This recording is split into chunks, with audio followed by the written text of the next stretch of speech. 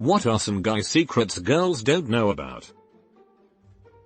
Please like, subscribe and comment so I can create more videos for you. Sex isn't all we want in a relationship. I'd rather be with someone who understands me but only does it once in a while than someone who I have sex with every day but don't connect with emotionally and mentally. Some of us are into things like cooking, cleaning, makeup, fashion, etc. It doesn't necessarily mean we're gay. Please don't tell us to man up. A lot of us were constantly told that growing up whenever we tried to express ourselves, so you're saying it will often bring up bad memories. Men can be abused. Men can be raped. Men also tend to be more suicidal because society tells us we're weak if we try to discuss these things. No, we don't enjoy being raped by a hot girl, and we often don't talk about it because people will often straight up tell us we're lying about it if we do. My dad served in the Pacific during World War II. A kid from the Bronx, he had never been out of the Bronx in his entire life. Then he got sent to New Guinea. Decades later, as he lay dying in the hospital bed, he told us, as his young friends were being slaughtered by other young men, just before they died, they always cried for their mothers, never for their fathers, always for their mothers. He said, they were just kids being slaughtered by other kids, and then they died, in his arms. Their last words were always, "Where is my mother? Where is my mother? Where is my mother?" Never for their fathers. That affected him for his entire life.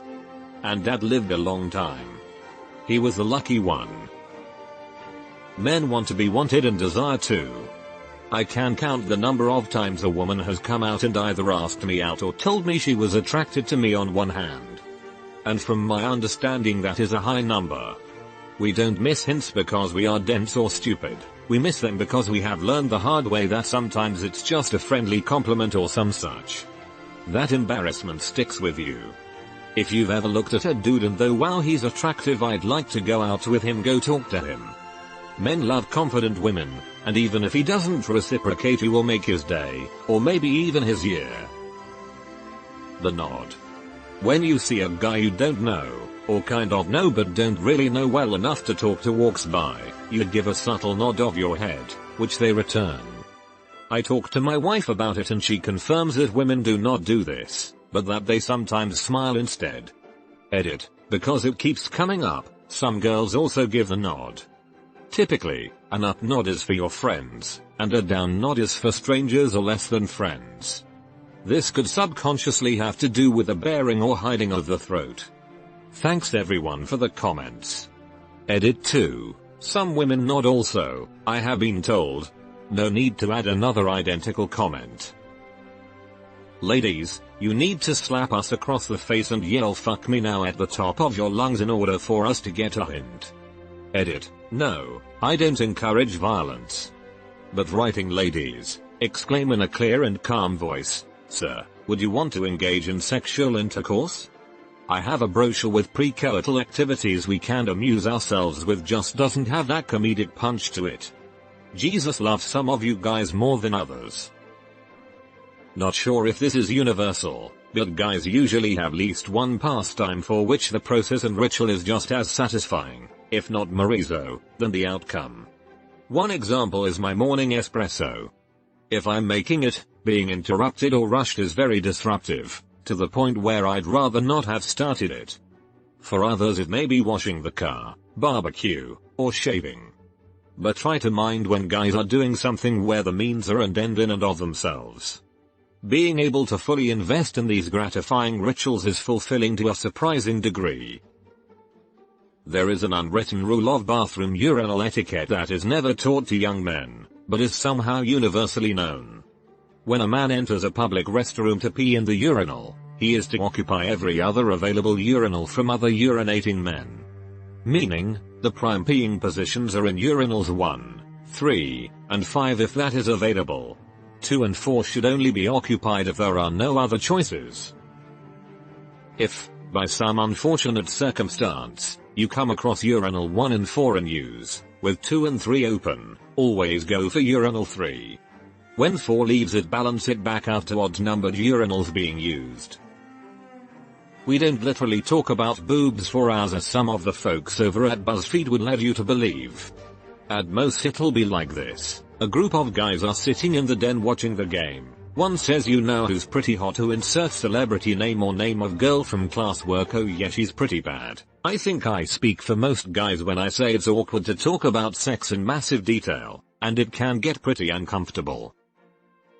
If we have a goofy hobby and you take interest in it, even the slightest, we love it. I'm a big gamer and my wife, who also games but not the same ones I play, will often watch what I'm doing, ask about the game, and generally take an interest. Her saying, "Oh, are you looking forward to Anthem?" is really cool and I appreciate her interest. It's be so easy for her to pay no attention, and her doing so makes a big difference. This is really true. I'm mostly a Nintendo, Zelda fan and my boyfriend is a Sony guy. That's just what consoles we were raised around. One of the things I treasure most about our relationship is him spending every summer playing a new Zelda game while I watch and help him out and give him clues. On the flip side, during school he watches me play Assassin's Creed and Uncharted. We played Far Cry 3's 2-player together and we play Splatoon 2 all the time. It's really fun learning about each other's games and it's definitely made me a better gamer. Most guys, at least that I know of, compliment other men in their heads but don't say it aloud so that way we aren't mistaken for being gay, which there is nothing wrong with. I compliment my best buds just to see their faces light up. I think more men need to get complimented on small things, it doesn't happen that often. Edit. Hey everyone. Thank you so much for the replies, they were a pleasure to read. I've taken this up in my daily life. I've complimented other guys on a dress, shirt or suit and follow it up with asking where they got it. Of course I get odd stares, but damn, I want that shirt. If you want something just ask us. We are task orientated. Saying, "I'm cold," won't always register to us as, "I need a blanket, can you get me one?" And if you're mad at us for something, just tell us and we will probably stop doing that thing if it's realistic.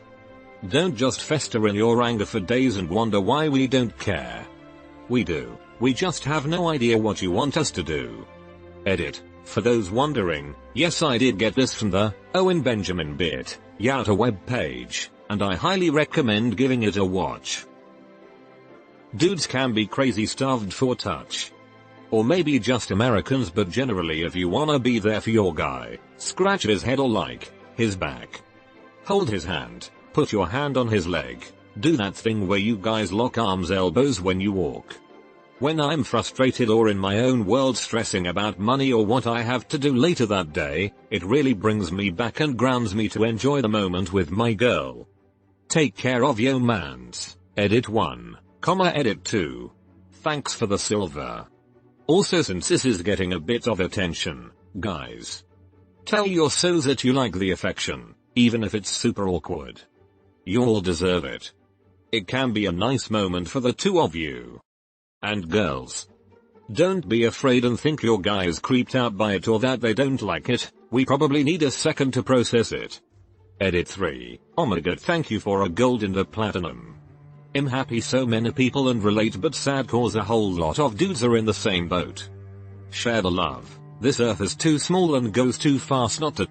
I hope any couples reading the threads and talking can grow just a little bit closer from it. Edit 4, my last one, I promise. Some people have brought this up in the comments and so it's probably important to say at the top too. Some dudes aren't so dependent on touch and may actually be uncomfortable with it if done too much, depending on their love language, how they show and appreciate affection. Just make sure to talk to your mans and make sure you communicate on what feels good and comfortable for the both of you. There was some video I saw of couples talking about each other, but with their partner having headphones in. They'd be asked very intimate questions and would give very heartfelt responses. One woman was asked if she gets annoyed of anything he does, and she said essentially, "He likes to touch me a lot. I don't mean sexually, but just like put his hand on mine or put his arm around me. Usually I'm okay with it, but sometimes I want space. But that is just him, his love language is touch." So I know that when he's having a bad day, simply physically touching him can help him relax. My love language is definitely touch. One of my favorite cuddle sessions with a girl, we just sat on the couch watching Game of Thrones together. Maybe 10 words were said between us over 3 hours, but she had her hand on my leg and head on my shoulder the whole time, and it was great. Men can have eating disorders and body positivity issues too. I've struggled for years, and yet the few people that I do open up to about it just write it off as a phase or just forgetting to eat once in a while. But when girls come forward with the same issue, it's immediately addressed as a serious matter. And when the issue is talked about on a larger scale, men are rarely, if ever, included. Edit. Wow, I did but expect so many people to relate. I'm reading through comments now and I really appreciate the support and empathy being offered to myself and other insecure editors below. I should clarify, I'm not saying that it's any easier for girls to come forward with an eating disorder. It's fucking hell and your brain never lets you stop hating yourself. But I've seen so many of my girlfriends get the help they need after coming forward, and the one time that I came forward the general response was along the lines of, "Oh, you must just be working too hard. Sometimes I forget to eat too." Like the possibility that I could have an eating disorder doesn't even register. I don't have an eating disorder, but I'm a skinny guy. It really does lower my self-esteem and how I feel around others. Oftentimes I'm even scared to hug a girl because I think she would notice my fucking skeleton body and get freaked out. I also have no idea what to do in the gym, and no matter how hard I try to eat more, I just can't. It really does suck. Edit. Spelling. Sometimes, for the uncircumcised amongst us, your foreskin will roll up and completely refuse to stay rolled down again. This leads to the driest, most uncomfortable belt-to-cloth scenario that requires an awkward navigation toward the nearest bathroom. In such circumstances, there is no hope of being able to concentrate on any task. The feeling of having a rotary bench sander in your pants tends to occupy 99% of cognitive function. Men have just as many issues with mental health, depression, anxiety, body issues. Please recognize this. I hate living in a world where it's not socially acceptable for men to talk about these things.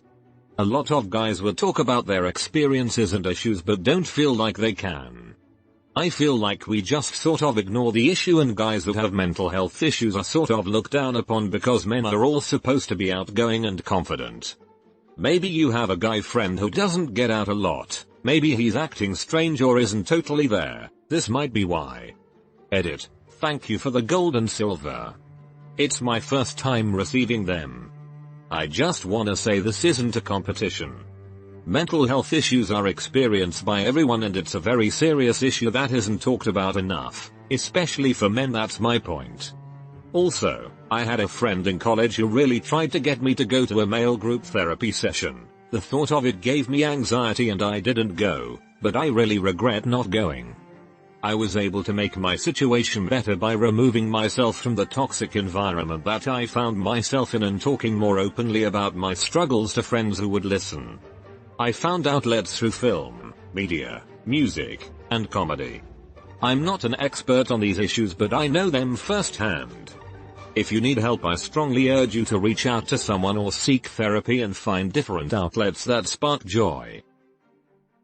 Dude. I think I'm having a bit of a depression episode at the moment. I would love to talk to my wife about it, but I believe she too is having an episode. Helping each other is hard. I've been trying mediation, being grateful, affirmations. I'm not giving up. Edit. Wow. Thank you everyone for the helpful and caring comments. I'm confident we will get through this, no doubt. Also, thanks for the silver and gold. Sometimes, our urine spontaneously splits into 2 streams while we're peeing. Usually it's kinda freaky, sometimes it's cool as heck. Probably depends on the day. Relevant, NSFW-ish, YouTube webpage. Edit. I know of some instances of advanced pee splitting where the stream splits into 2, then converges back into 1, then splits back into 2 again. Edit 2. Many thanks for the gold. The truth needs to come out. Preferably not in 2 streams though. But then you have to choose which stream gets in the toilet and which stream splashes everywhere else. We feel a great social pressure to be strong, less emotional, carry others, make money. A lot of times we don't know how to, and we're scared. But we know we're not supposed to be, and we know we're not supposed to ask for help. So we get stressed and angry. Edit. This is not an anti-women comment. Men do it to men. Women do it to men. Institutions do it to men. If you're blaming women for feeling pressure, you're part of the problem. Whoa. First gold and platinum ever. Gonna need to learn what to do with that. This is hurting me more than anyone around me understands. I've tried explaining to some, they either brush it off, tell me to grow up, or say that I'll find a way through. I'm already so broken, I don't know if I actually can. We're rarely if ever complimented and largely taken for granted. A majority of us have shit luck on online dating or just dating. A lot of us are largely depressed or cynical about life. Very few of us have randomly nice things happen for us during our day. Men struggle with finding friends and friendship when they get older. Loneliness, acceptance, self-acceptance and a lack of those three are some of the driving motivators for a lot of actions men do. Guys can communicate in a series of head nods and grunts. X. Guy 1. Waking down the street. Guy 2. Nods head downward, maintaining visual contact with Guy 1's face to see his immediate expression. Guy 1. Nods head downwards as well. Guy 2. Lets out small sigh as he is passing Guy 1. Here is the breakdown of what just happened. Guy 1 and Guy 2 do not know each other, indicated by the downward head nod. Had they known each other, the nod would be in an upward motion and eye contact would be maintained. Guy 2 was trying to gauge whether Guy 1 was a friend or foe by looking at his immediate facial expression. Had Guy 1 furrowed his brow and not given the corresponding head nod, Guy 2 would know that he was a tango and wouldn't have given Guy 1 a sigh. Guy 1 nodded back. This indicates that he is indeed not an immediate threat and could be interested in Guy 2's next communion. As Guy 2 was passing, he gave Guy 1 a sigh. Now there are many different types of sigh, but is usually interpreted as an indicator of a long day or fatigue or frustration. Now this is a sign of weakness, and in a way a small sign of trust. You wouldn't tell a tango you are weak. And by doing that, that lets Guy 1 know you are not a threat and are probably going to go get groceries or something lame. Now depending on Guy 1's mood, he will either mentally empathize with Guy 2's situation or forget about it completely, depending on his next task at hand. If Guy 1 took the sigh to heart, he will scrunch his bottom lip upward and his top lip downward while maintaining a blank expression. This lets Guy 2 know he sends his condolences. Just a small lesson in the universal language of dudes. Most of us have been sexually harassed or assaulted by the modern definition, like getting your ass or crotch grabbed by someone. And people probably laughed at you when it happened. It bothers most of us, and most of us have probably mentioned it to a close guy friend as a vent joke. Like, man, that was kinda embarrassing and fucked up if you think about it over beers type thing. But we don't really bring it up. I'm gonna do my best to explain this one here. We aren't always up for doing stuff together. It doesn't mean we don't care about you, get marriage, the relationship. A lot of our hobbies that us men typically do, you will notice, revolve around being alone, focusing on something and getting the task done. It makes us feel fulfilled, productive, and proud. We also aren't so entrapped by society when it comes to being social. In other words, just because Fred or Clive isn't posting on Instagram about being out and about, people don't assume they're lonely, Billy no mate types. Because we can so comfortably be alone with our thoughts, sometimes it really takes a great deal of empathy and understanding on our parts to appreciate that you might not also have hobbies you can do alone. Where I can open my laptop and start playing video games, my girlfriend doesn't have that node for instant gratification. When you say you're bored, please help us to better comprehend what you mean by contextualizing what is causing you boredom. Sometimes we don't realize we are being selfish and making you feel lonely when all we want to do on a Saturday is slob about. We love you, our partners, dearly, but we're not always great at empathy because of a lifetime of being told to suck it up. When guys are playing video games, we are oftentimes playing with people we develop deep friendships with, the people we play with all the time. For example, I've never met my best friend in person, however our parents know the other by name. I wrote him a letter when he was in basic. His sister gave me the address, and I've been playing games with him for 4 years. But since we live so far apart, we are not able to play games with each other every day or even one time a week. So when you are yelling at your boyfriend who's been playing video games with friends for 3 hours, just remember he might be talking to his best friend IRL or people he has been playing games with for years, in addition to not talking to them for maybe a month. 1. We like to be complimented too. Thank us for stuff we do or just say something nice. It will 100% give the guy a testosterone boost for about an hour or so. 2. Subtle hints do not work. Be direct. We ask for stuff because we want it. We are not mind readers. 3. We say stupid stuff all the time. That's just guy humor. We don't mean any of it, so don't get wound up when you overhear something said in front of brothers. 4. We love our partners to bits, but we also enjoy seeing friends. We balance time between the two, so we aren't choosing them over you. You're going to be there when we get back, so it's a win-win for us. 5. We don't want sex all the time, but we do like it. Not every cuddle has to lead to the dirty deed. If you push it that way, we won't say no, but sometimes it's about the emotional connection. 6. We aren't mind readers, repeating this point because we are not mind readers. Okay? Sweet.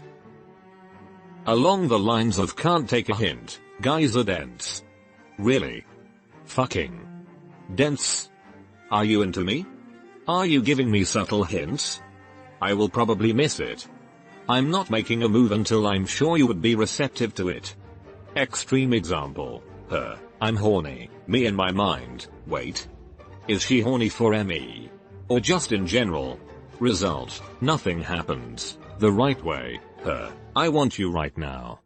Me in my mind. Shit-eating grin and 2 thumbs up. Result. Sexy time. And X200B. If you turn us down for sex too often, we will start to see patterns in your rejections and take those as hints and quit trying to initiate. Even if those patterns are purely coincidental. Example, saying I'm so tired. I could go to bed right now. At 6:30 p.m. immediately turns it into a night I'm not going to try because of repeated rejections when you said that several times before and rejected me. Also, asking if we want to be sexy does not count as initiating. We like to know that you want sex. If you don't, that's fine, but don't make it sound like it is only ever up to us to decide if we are getting it on or not. We secretly all love those freaks in the sheets who are just openly sexual. There's something very attractive about a woman who doesn't give a fuck about what other women think about her sexuality. These women are fun, aren't super reserved when it comes to sex, and they are attractive as fuck. They oddly garner a lot of respect from men because they act like men with their direct behavior. Also, we wish more women would make the first move to initiate some type of sexual contact. You'd be surprised at how easy we are, but women care too much about their image to other women men, so they go this huge long-winded side road to get to their goals. That's another reason why older women are attractive. They know what they want and they don't fuck around getting there.